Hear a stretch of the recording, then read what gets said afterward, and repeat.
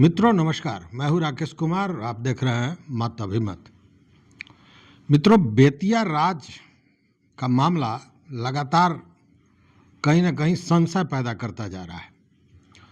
आज एक प्रतिष्ठित चैनल के साथ बात करते हुए राजस्व एवं भूमि सुधार मंत्री संजय सरावगी ने कहा, एक्चुअली उनसे पूछा गया था कि बेतिया राज में जो ज़मीन, बेतिया राज का ज़मीन तो अब बिहार सरकार का हो गया है, तो उस ज़मीन पर जो अतिक्रमण किए हुए हैं वह घबरा रहे हैं, क्या होगा। तो उन्होंने कहा कि जिनके पास वैध कागज़ है वो घबराए नहीं, उनको परेशान होने की ज़रूरत नहीं है। साथ में यह भी कहा कि बेतिया राज की केवल ज़मीन नहीं, पूरी संपत्ति, चूँकि उनका कोई वारिस नहीं था, कोई सक्षम वारिस नहीं था, और इसी के चलते बेतिया राज की सारी संपत्ति को बिहार सरकार ने अपने अधीन कर लिया है, अधिग्रहण कर लिया है। अब इस बात पर जरा क्या उन्होंने कहा ये सुन लीजिए, क्योंकि यह बात पूरी तरह समझ में नहीं आती है। जब इस पूरे प्रकरण को हमने देखा तो पाया कि कोर्ट का कहना है कि वैध और सक्षम उत्तराधिकारी बेतिया राज का है, जबकि मंत्री महोदय कह रहे हैं कि उसका कोई वारिस नहीं था। तो इसके पीछे मामला क्या? पहले मंत्री महोदय ने क्या कहा ये सुनिए। तो बेतिया राज की जो जमीन हम लोगों ने, वो सरकारी जमीन हो गई जो बेतिया राज की है, लेकिन आम किसान को, आम जनता को डरने की कोई बात नहीं। अगर उनके पास वैलिड पेपर है तो किसी हालत में भी उनको डरने की, भय होने की कोई बात नहीं है। अगर किन्हीं पास सरकारी वैलिड पेपर है, जिनके पास वैलिड पेपर है, जिनके पास कागज सही है, वो क्यों होंगे। हम लोगों ने तो बेतिया राज को आपकी संपत्ति, जमीन नहीं, उनकी जितनी भी परिसंपत्तियां हैं, क्योंकि उनके कोई वारिस नहीं थे, सक्षम वारिस नहीं थे, तो सरकार ने उनका अधिग्रहण कर लिया। और अधिग्रहण कर लिया तो बेतिया राज की जमीन हो, की परिसंपत्तियां हो, सारी जो है वो सरकार की संपत्तियां हैं। 24,000 कुछ एकड़ जो है अभी तक सारी संपत्ति, जमीन और प्लस परिसंपत्तियां का मैंने विवरण जो है विधानसभा, विधान परिषद में इस पर काफी डिबेट चला था। तो आपने सुन लिया। देखिए, अब आपको हम बताएं, इलाहाबाद के अपर सिविल न्यायाधीश ने 19 मार्च 1947 को एक अपना निर्णय दिया था, और उस निर्णय में उन्होंने कहा था कि महाराजा हरेंद्र किशोर का उत्तराधिकारी तथा बेतिया राज का पूर्ण स्वामी तथा बेतिया राज के सभी अधिकारों, विशेषाधिकारों, सम्मानों, उपाधियों तथा राजा हरेंद्र किशोर सिंह के चल अचल संपत्ति का उत्तराधिकारी घोषित किया जाता है। यह घोषित किया गया था रमणी सिंह को। तो आखिर रमणी सिंह को इलाहाबाद कोर्ट ने उत्तराधिकारी कैसे घोषित किया, उसका आधार क्या था? तो अगर आधार की बात करें तो उसका आधार था एक वसीयत, जो वसीयत महाराजा हरेंद्र किशोर ने अपने जीवन काल में ही वो वसीयत किया था 13/9/1893 को। आपको याद होगा कि 1893 में महाराजा हरेंद्र किशोर की मृत्यु हुई थी। उसके एक साल पहले, चूँकि लगातार वो बीमार रह रहे थे, तो एक साल पहले उन्होंने अपनी वसीयत की थी अपने चचेरे भाई को, जो रमणी सिंह हुआ करते थे। वसीयत के आधार पर रमणी सिंह को युवराज घोषित किया गया था, लेकिन उस समय वो अवयस्क थे, छोटे थे। ये रमणी सिंह महाराज महेंद्र किशोर सिंह के पुत्र थे। अब ये समझने के लिए वंशावली को देखना पड़ेगा। देखिए, महाराजा नवल किशोर सिंह की मृत्यु 1855 में हुई, और उनके दो पुत्र थे, महाराजा राजेंद्र किशोर सिंह और महाराजा महेंद्र किशोर सिंह। तो महाराजा राजेंद्र किशोर सिंह के पुत्र थे महाराजा हरेंद्र किशोर सिंह, जिनको जो राजकाज कर रहे थे, अंतिम राजा जिनको माना जाता है। और उनके चाचा मतलब महाराजा महेंद्र किशोर सिंह के पुत्र थे रमणी सिंह। तो जब तबीयत खराब रहने लगी तो महाराजा हरेंद्र किशोर सिंह ने 1892 में एक वसीयत की और वसीयत के आधार पर उनको युवराज घोषित किया गया। अब इस वसीयत की कहानी क्या है, यह जब समझिएगा तो पूरी चीज़ों को आप बेहतर ढंग से समझ पाइएगा।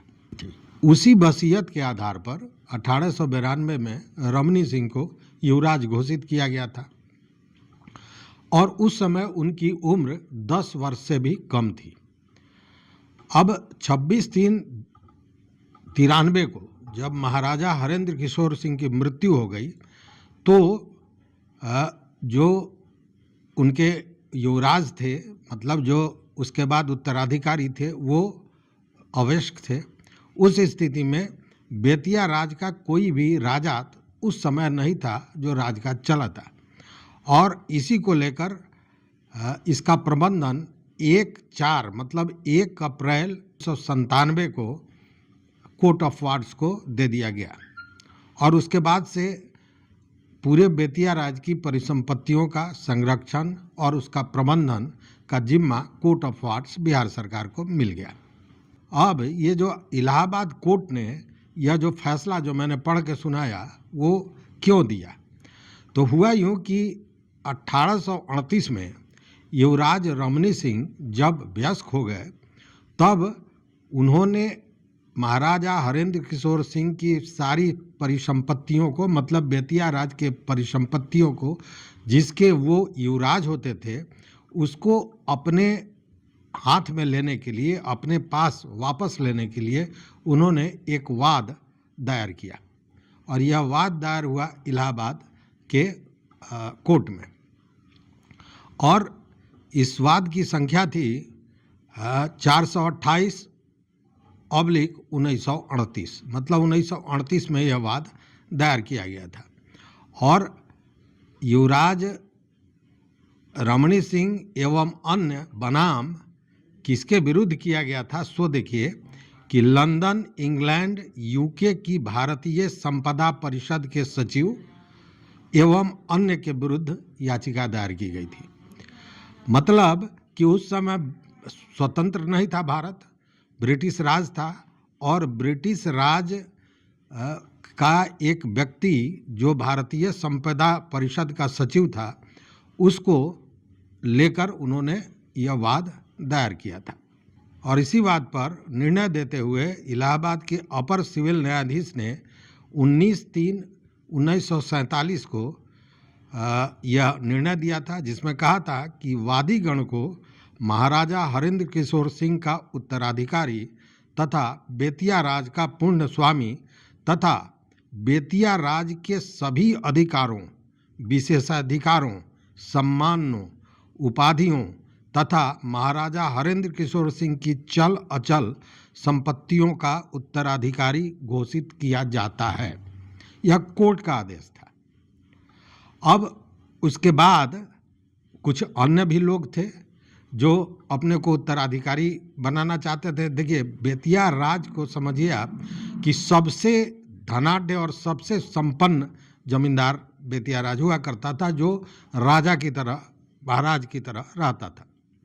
तो इसके विरुद्ध भी केस हुआ था और यह केस किया था भगवती प्रसाद सिंह बनाम रमणी सिंह व अन्य इलाहाबाद हाई कोर्ट में और ये अपील संख्या थी 357/1947। मतलब 1947 में जो रमणी सिंह को उत्तराधिकारी घोषित करते हुए न्यायालय ने जो निर्णय दिया था उसके विरुद्ध यह अपील की गई थी जिसको 30/7/49 को इलाहाबाद हाई कोर्ट ने खारिज कर दिया था। तो इलाहाबाद हाई कोर्ट ने माना था कि उत्तराधिकारी रमणी सिंह थे। रमणी सिंह उस समय जब वसीयत हुई थी तो चूंकि अवयस्क थे इसलिए कोर्ट ऑफ वार्ड्स को वह बेतिया राज के प्रबंधन का काम दिया गया था। 38 में उन्होंने अपनी संपत्ति को वापस लेने के लिए ये वाद दायर किया था।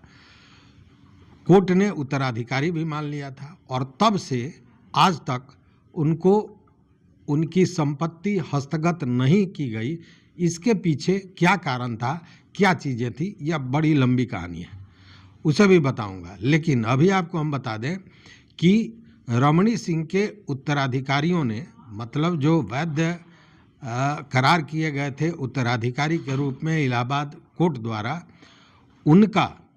उनके उत्तराधिकारी पटना हाई कोर्ट में इसको लेकर याचिका दर्ज किए हैं और उन्होंने अपनी संपत्ति को वापस देने की बात कही है। साथ में कोर्ट ऑफ वार्ड्स जो राजस्व परिषद होता है, उसके द्वारा जो अधिनियम बनाकर बिहार सरकार ने बेतिया राज की संपत्तियों को अपने अधीन कर लिया, उसको भी उन्होंने चैलेंज किया है। तो ये वीडियो लंबा हो गया, फिर आगे की कहानी कहेंगे और बताएंगे कि आखिर वो कौन से साक्ष्य थे जिसके आधार पर इलाहाबाद कोर्ट ने रमणी सिंह को सही उत्तराधिकारी, वैध उत्तराधिकारी करार दिया था। तो इस वीडियो में बस इतना ही। देखते रहिए मत अभिमत। मित्रों, चैनल पर नए हो सब्सक्राइब कीजिए, लाइक कीजिए, दोस्तों के साथ शेयर कीजिए और अपना विचार जरूर दीजिए। बहुत बहुत धन्यवाद। कोटिशः आभार।